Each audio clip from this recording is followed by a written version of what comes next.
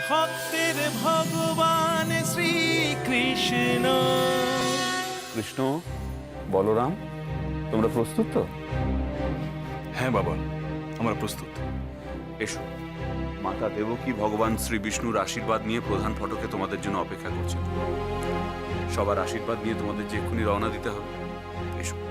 বেশ, আমরা আসছি।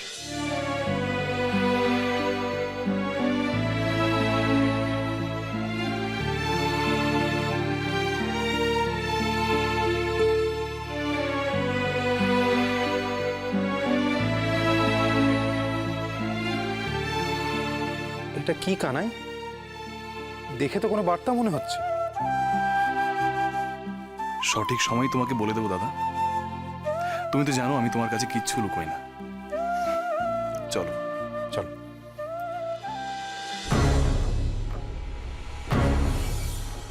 আপনি কিছু বলবেন? আমি আপনার সঙ্গে একান্তে কিছু কথা বলতে চাই। কানাই, আমি এগোলাম, তুমি এসো। বলুন, কি বলতে এসেছিলেন? আমাদের যাত্রা শুরু করতে হবে, বিলম্ব হচ্ছে।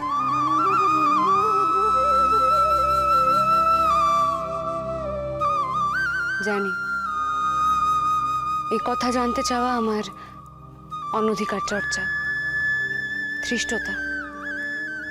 তবু এই সত্য যে আমায় জানতেই হবে, তা না জানলে আমার মনের মধ্যে। কোন সত্যের কথা আপনি জানতে চাইছেন রাজকুমারী রুক্মিণী?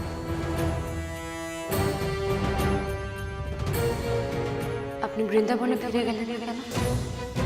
কেন বৃন্দাবনে সকলকে কষ্ট দিয়ে আপনি মথুরায় রয়ে গেলেন? এই সত্য তো সকলেরই জানা রাজকুমারী রুক্মিণী, আর আপনারও অজানা নয় বলেই আমার বিশ্বাস। তাহলে এই প্রশ্ন কেন? কিন্তু বৃন্দাবনে যাকে আপনি ভালোবেসেছিলেন সে তো কষ্ট পাবে। তাকে কষ্ট দিতে আপনার দ্বিধা হলো না? কার কথা বলছেন আপনি? রাধা।